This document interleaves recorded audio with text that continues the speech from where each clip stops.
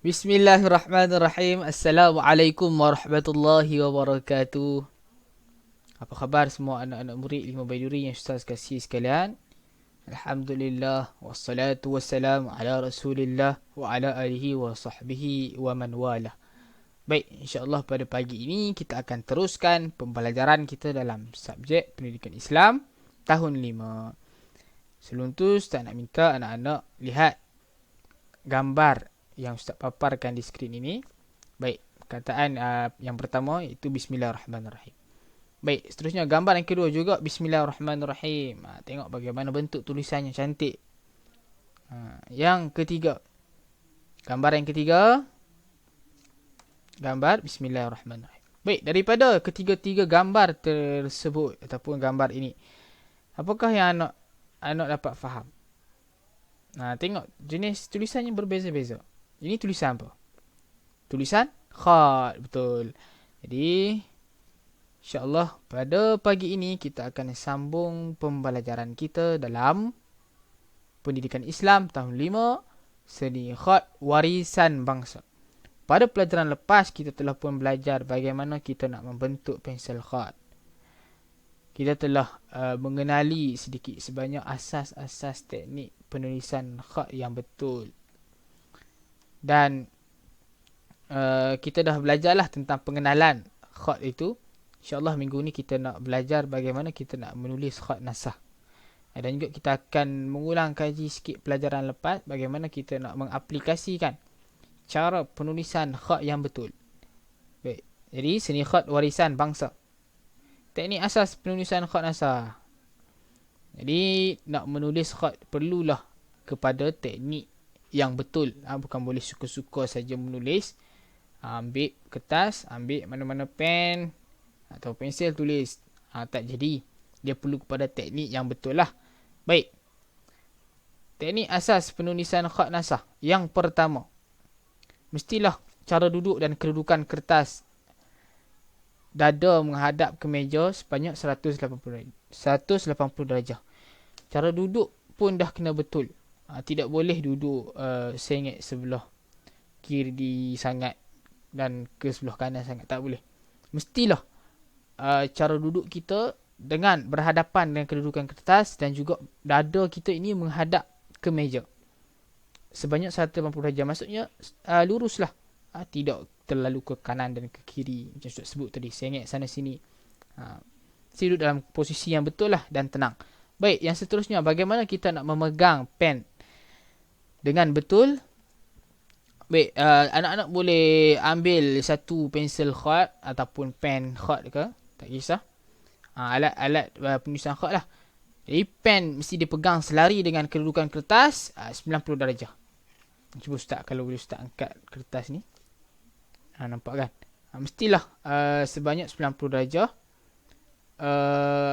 Dan dalam keadaan yang selesa lah, ikut kesesuaian kamu. Cuma yang pasti tak terlalu lari daripada sudut 90 darjah tu lah. Maksudnya pen kamu jadi sengit macam tu ke, tak boleh lah. Yang seterusnya, keseluruhan mata pen mestilah menyentuh kertas. Jadi kalau kertas kamu, contohnya Ustaz tunjuk di sini ya. Tengok, lihat kamera Ustaz. Okey, contohnya ini kertas kamu. Pen kamu itu mestilah menyentuh rapat, menyentuh rapat kertas. Tidak boleh terangkat sikit ke. Tak boleh. Jadi pen dipegang dengan kadar 1,5 inci dari awal mata pen. Yang ketiga, pen tu mesti dipegang anggaran dengan kadar 1,5 inci. Kira-kira 1,5 inci lah. Kamu anggarkanlah. Tak boleh jauh sangat dari sini. Tak selesa ataupun susah nak menulis. Ataupun terlalu rapat di hujung ni. Di hujung mata pen. Mestilah dalam sekurang-kurangnya 1,5 inci.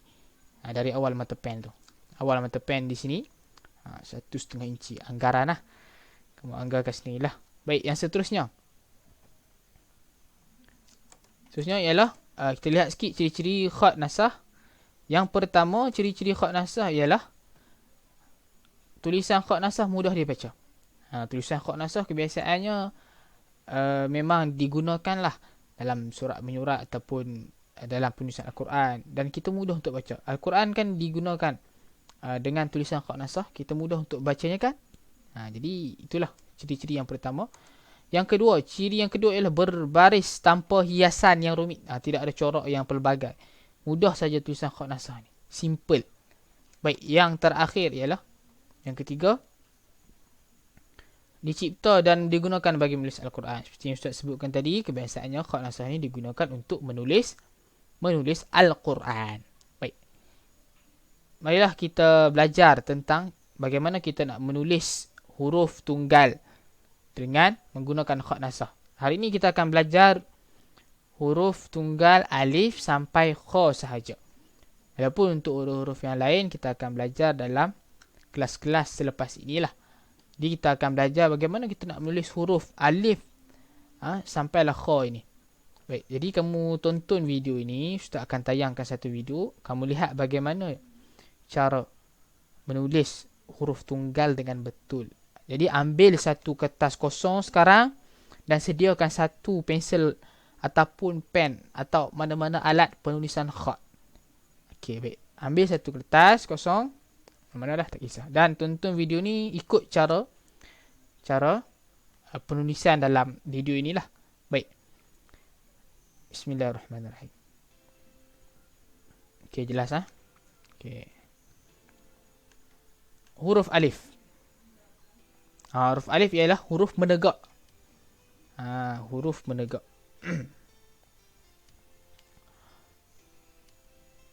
Buat titik dulu untuk menganggarkan jarak ataupun panjang tulisan huruf alif tu.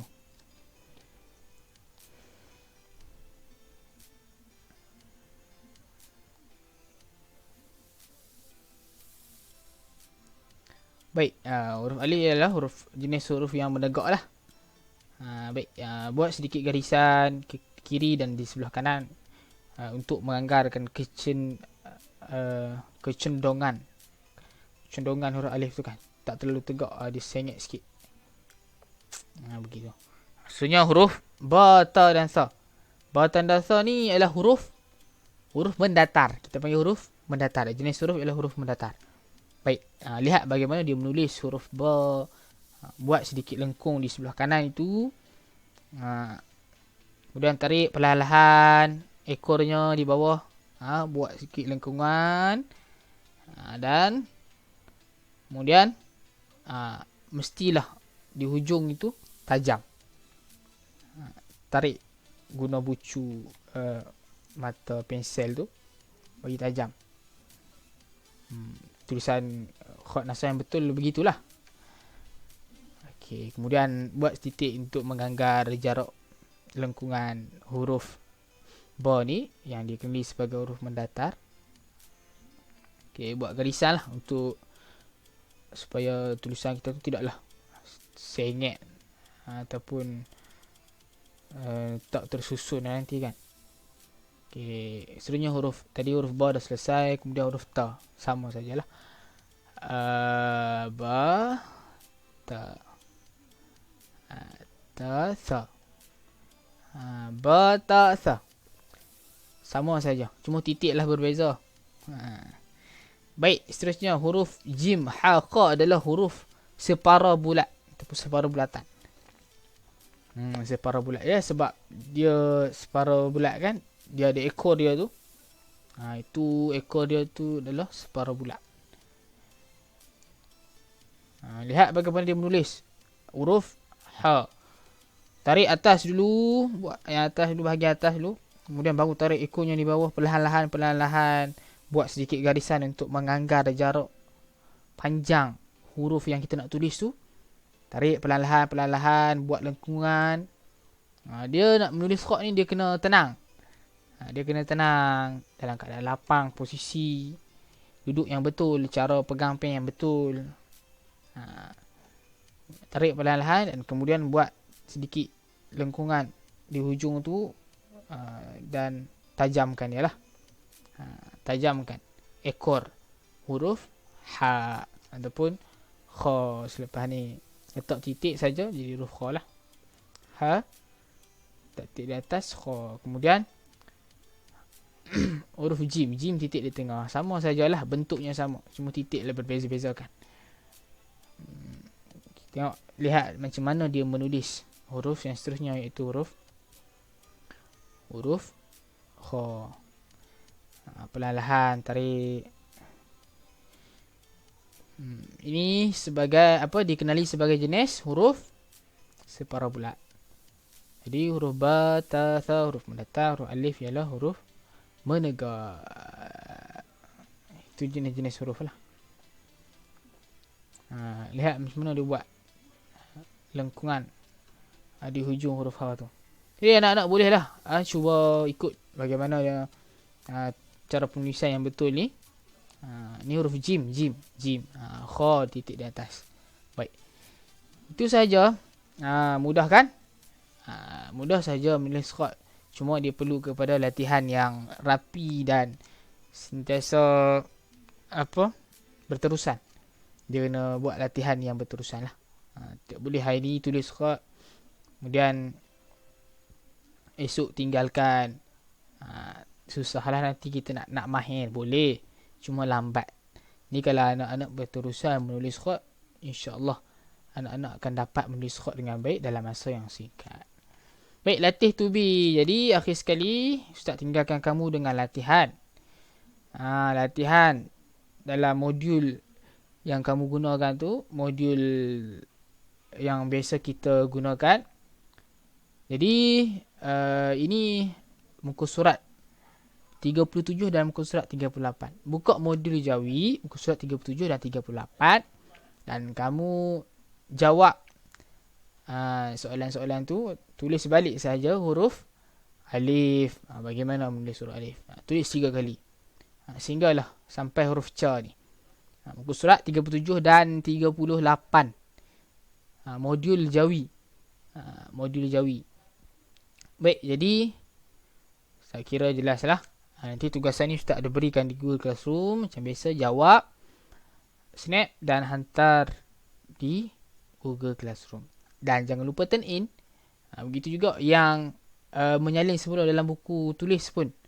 Bagi yang tak ada buku, tak ada modul, boleh salin atau print tugasan yang Ustaz berikan ni dalam buku tulis. Kalau print tu tampallah dalam buku tulis. Jadi saya kira itu saja untuk minggu ni. Terima kasih atas perhatian dan kesudian anak-anak menyertai kelas secara offline ni. InsyaAllah mudah-mudahan Allah berkati masa kita dan anak-anak dipermudahkan segala urusan. Jangan lupa tugasan yang Ustaz berikan, sila jawab dan turn in. Assalamualaikum warahmatullahi wabarakatuh.